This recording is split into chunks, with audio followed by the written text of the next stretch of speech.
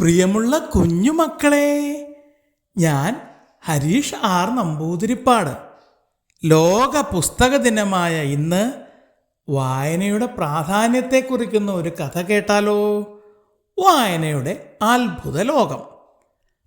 അമ്മേ, ഇന്നലെ വായിച്ച പുസ്തകം നല്ല രസമായിരുന്നു. ആമിക്കുട്ടി അമ്മയോട് പറഞ്ഞു. മോൾ ഈ വീട്ടിലെയും സ്കൂളിലെയും വായനശാലയിലെയും മുഴുവൻ പുസ്തകങ്ങളും വായിച്ച് തീർത്തു കഴിഞ്ഞോ? മുത്തശ്ശൻ ചിരിച്ചുകൊണ്ട് ചോദിച്ചു. ഇക്കാലത്തും ഇങ്ങനെയുള്ള കുട്ടികളുണ്ടല്ലോ, മഹാഭാഗ്യം, മുത്തശ്ശി സന്തോഷത്തോടെ പറഞ്ഞു. ആമിക്കുട്ടി അവളുടെ പഠനവും ഗൃഹപാഠങ്ങളും തീർത്ത ശേഷമാണ് പുസ്തക വായനയ്ക്ക് മുതിരുക. പുസ്തകങ്ങളിലെ രംഗങ്ങളും കഥാപാത്രങ്ങളും അവളുടെ മുന്നിൽ അണിനിരക്കും. അവൾ അവരോടും അവരവളോടും സംസാരിക്കും, ഇണങ്ങും പിണങ്ങും. ആമി ചേട്ടനോട് പറയും, എപ്പോഴും ഫോൺ നോക്കിയിരുന്നാൽ ബുദ്ധി വളരില്ല, ഭാവന വികസിക്കില്ല, തലച്ചോറ് ചുരുങ്ങിപ്പോകും.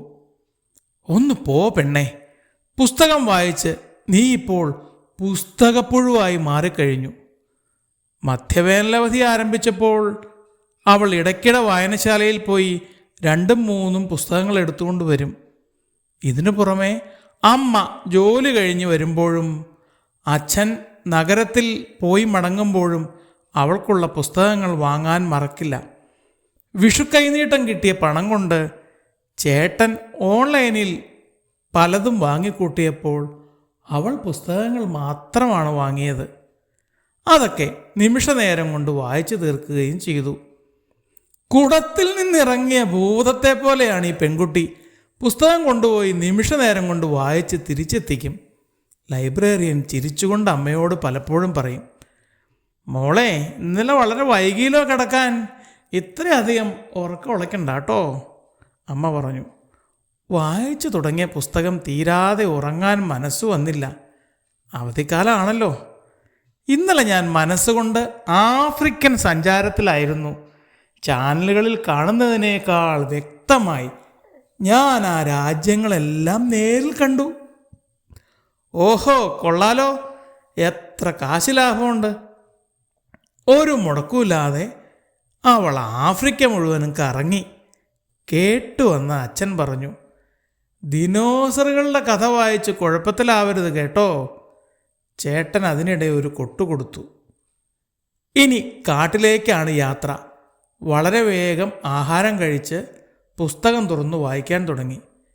ഇപ്പോൾ ആമി വീട്ടിലെ മുറിയിലല്ല, ആമസോൺ വനാന്തരങ്ങളിലൂടെ ഒരു പക്ഷിയെപ്പോലെ പറക്കുകയാണ്. എത്ര മനോഹരമായ യാത്രാവിവരണമാണ്! വായനക്കാരെ കൂടെ കൊണ്ടുപോകുന്ന ഭാഷയും വിവരണവും.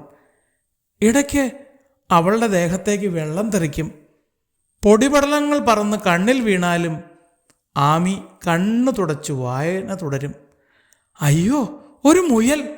ഞെട്ടിത്തരിച്ചു നോക്കിയപ്പോൾ അവളൊരു കാട്ടരുവിയുടെ വക്കിലെ പാറപ്പുറത്താണ് ഇരിക്കുന്നത്. ഇതെന്തു മറിമായം! അവൾ ആ അരുവിയിൽ കാലുകൊണ്ട് തൊടാൻ നോക്കി. ആ സമയത്താണ് മുയൽ കാലിൽ സ്പർശിച്ചതായി തോന്നിയത്. മുയലല്ലേ, മുതലേ ഒന്നും അല്ലല്ലോ.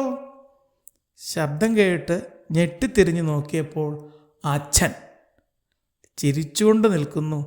അച്ഛനോ? അച്ഛൻ ഇതുവരെ ഉറങ്ങിയില്ലേ? ഞാൻ കുറച്ചു നേരം ആയല്ലോ ഇവിടെ വന്നിട്ട്. വായനയെ മുഴുകിയ മോള് അറിഞ്ഞില്ലെന്ന് മാത്രം. വായിക്കുന്ന സമയത്ത് മോളുടെ മുഖഭാവങ്ങളും ശരീരഭാഷയും കാണാൻ നല്ല രസമുണ്ട്. വായനക്കിടയിൽ കാൽപാദങ്ങളിൽ മുയൽ വന്നു തൊട്ടു അല്ലേ? മുയലല്ല അച്ഛാ, നമ്മുടെ മിന്നുവാ, അവൾ നാണത്തോടെ പറഞ്ഞു. എനിക്ക് മനസ്സിലായി, ഞാനെല്ലാം കണ്ടുകൊണ്ട് നിൽക്കുകയായിരുന്നല്ലോ. ഇനി മതി, ബാക്കി നാളെ വായിക്കാം. അയ്യോ അച്ഛാ, മുഴുവനും വായിച്ചില്ലെങ്കിൽ എനിക്ക് ഉറക്കം വരില്ല. സാരമില്ല, ഉറങ്ങാൻ നോക്ക്. ബാക്കി സ്വപ്നത്തിൽ കാണാൻ കഴിഞ്ഞാൽ രക്ഷപ്പെട്ടുല്ലോ എന്നു പറഞ്ഞ് അച്ഛൻ ബലമായി അവളെ എഴുന്നേൽപ്പിച്ച് കട്ടിലിൽ കൊണ്ടുപോയി കിടത്തി. മിന്നുപൂച്ച കട്ടിലിനടിയിൽ ചുരുണ്ടുകൂടി. ഉറങ്ങാൻ കിടന്നപ്പോഴും അവൾ ആ സ്വപ്നലോകത്ത് നിന്ന് പൂർണ്ണമായും മോചിതയായിരുന്നില്ല. ബാക്കി ഭാഗം സ്വപ്നത്തിൽ വായിക്കാൻ കഴിഞ്ഞെങ്കിൽ എന്ന സങ്കല്പത്തോടെ അവൾ കിടന്നു.